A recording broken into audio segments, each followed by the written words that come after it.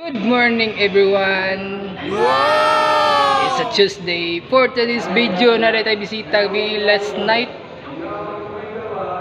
si Princess Solomon. Nagpahubad siya ang dreadlocks. Ay, isa pa siyang mama. Bidaw, look-alike na dahi. Look-alike ni Princess Solomon. O tara, let's go!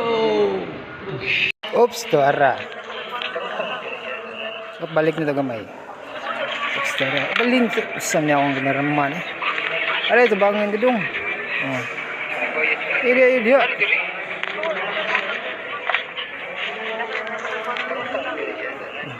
Wapa kayo no? Wapa kayo akong bisita. Sipla-sipla eh. Luoy din na yun. Pakiluoy din ako. Okay. Iyan ang lagi patangtang kay katol lang kayo no.